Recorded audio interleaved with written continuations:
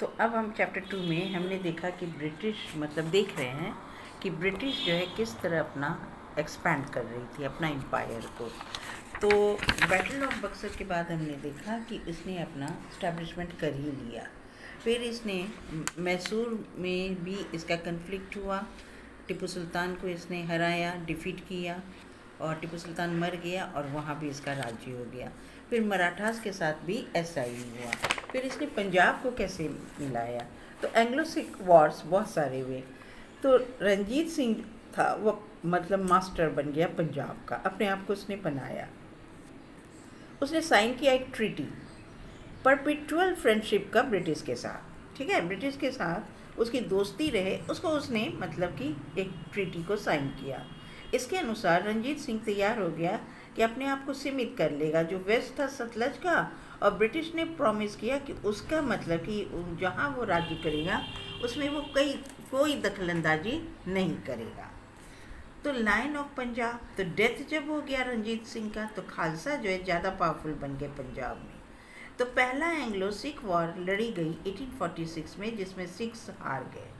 यह एंड हुआ कि जब साइनिंग हुआ ट्रीटी ऑफ लाहौर का। टेरिटरीज जो थे साउथ ऑफ द सतलज वो ले लिया गया ब्रिटिशर्स के द्वारा। सन ऑफ रंजीत सिंह दलीप सिंह, उसकी पहचान हुई कि वो शासक बना पंजाब का अपनी माँ रानी जिंदन का मतलब रीजेंट के रूप में। सेकेंड एंग्लो सिख वॉर शुरू हुआ 1848 में, क्योंकि सिख चाहते थे कि वो अपने हार का मतलब कि बदला लें। सिख्स हार गए और पंजाब को मिला लिया गया 1849 में, और महाराजा दलीप सिंह को पेंशन दिया और उसको लंदन भेज दिया। अब एक्सपेंसिव स्ट्रेटजी, कुछ योजना भी बनाया ब्रिटिश ने ताकि वो एक्सपैंड कर सके। तो इसके लिए सबसे पहले आता है सब्सिडियरी अलायंस।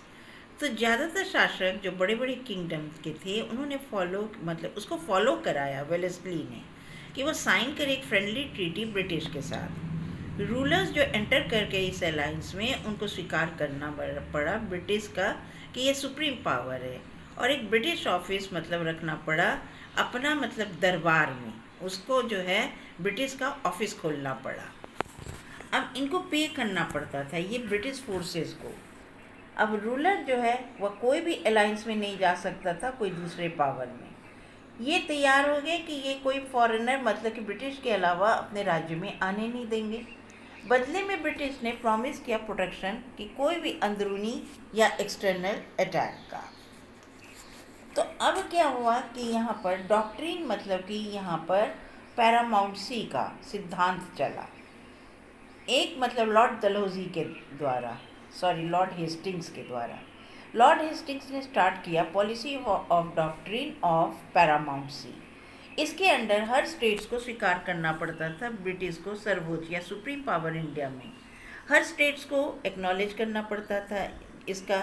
जो कोई भी चैलेंज करता था उसको मतलब फेस करना पड़ता था ब्रिटिश के मतलब जो उसका जो भी पॉलिसी था उसको। रानी चेन्नम्मा क्वीन थी कित्तूर की, एक छोटा सा स्टेट कर्नाटका का रिफ्यूज़ किया कि वो ब्रिटिश के अंडर में नहीं आएगी। ब्रिटिश ने अटैक कर दिया स्टेट को, रानी चेन्नम्मा पकड़ी गई और उसको कैद हो गई, बाद में उनकी मौत हो गई। फिर एक आया डॉक्ट्रिन ऑफ लैप्स, ये भी एक सिद्धांत था। डलहौजी ने इसको लागू किया था, एक मेथड एनेक्सेशन का जो डॉक्ट्रिन ऑफ लैप्स जाना गया। इस सिद्धांत के अनुसार अगर कोई मतलब कि शासक मर जाता था, उसका कोई मतलब नेचुरल ईयर नहीं होता था थ्रोन पर उसके किंगडम का, उसका किंगडम को ब्रिटिश ऑटोमेटिकली ले लेता था। एडॉप्टेड जो सक्सेसर्स थे जिनको गोद लिया जाता था उनको कोई अलाउ नहीं था कि वो गद्दी पर बैठे। सतारा, नागपुर और झांसी को इसी तरह ब्रिटिश ने अपने में मिला लिया। तो इस तरह हमने देखा कि ब्रिटिश ने कुछ योजना बनाया जिससे कि वो एक्सपैंड करे अपना एम्पायर को। एक तो हो गया सब्सिडियरी अलायंस। सब्सिडियरी अलायंस में एक बार फिर से हम रिपीट कर देते हैं। ये इसमें क्या करना था कि उसको जो भी राजा होता था उसको ब्रिटिश का फोर्स अपने दरबार में रखना पड़ता था, उसको मेंटेन करना पड़ता था। और बाय द वे वो फेल हो जाता था कि वो मेंटेन नहीं कर पाता था या मतलब खर्चा नहीं उठा पाता था, उसको फिर दूसरे किसी पावर से मिलना भी नहीं था, उसके राज्य में कोई नहीं आएगा दूसरा कोई विदेशी, तो उसके बाद वो फेल हो ही जाता था। तो बस ब्रिटिश क्या करती थी, उस राज्य को अपने में मिला लेती थी। फिर एक जो है मतलब कि था कि मतलब कि लॉर्ड हेस्टिंग्स ने किया था एक पॉलिसी, डॉक्ट्रिन ऑफ पैरामाउंसी का। इसमें क्या था कि उसको जो है सबको मानना था कि ब्रिटिश जो है वो सर्वोच्च है, सुप्रीम पावर है इंडिया में। हर स्टेट को मानना था, जो कोई चैलेंज करता था इस बात पर, उसको ज़बरदस्ती जो है ब्रिटिश मतलब अपने में मिला लेती थी। और तीसरा आता है डॉक्ट्रिन ऑफ लैप्स। तो इसमें अब बहुत सारे राजा ऐसे होते थे जिनके कि मतलब बच्चे नहीं हो पाते थे, तो वे गोद ले लेते थे। तो लेकिन इस मतलब सिद्धांत के अनुसार अगर कोई शासक मर गया और उसका अपना मतलब बच्चा नहीं है, तो वो गद्दी पर नहीं बैठेगा, वो ऑटोमेटिकली ब्रिटिश के अंडर में आ जाएगा। अब हम जानते हैं कि कारण क्या था कि ब्रिटिश सक्सेस हो गया इंडिया में। तो इंडियन रूलर्स में यूनिटी की कमी थी, इसीलिए उन्होंने एक यूनाइटेड फ्रंट नहीं दिया ब्रिटिशर्स को, कभी भी सब मिलकर सामना नहीं किया। दूसरा, जब टूट गया मुगल पावर, तो यहाँ कोई स्ट्रॉन्ग सेंट्रल अथॉरिटी नहीं था कि वो ब्रिटिश को चेक करे। ब्रिटिश जो था सुपीरियर था हर चीज़ में, चाहे तीर धनुष हो, चाहे घोड़ा दो, चाहे पैदल हो, नेवी हो, मिलिट्री तकनीक, सब में वो आगे था।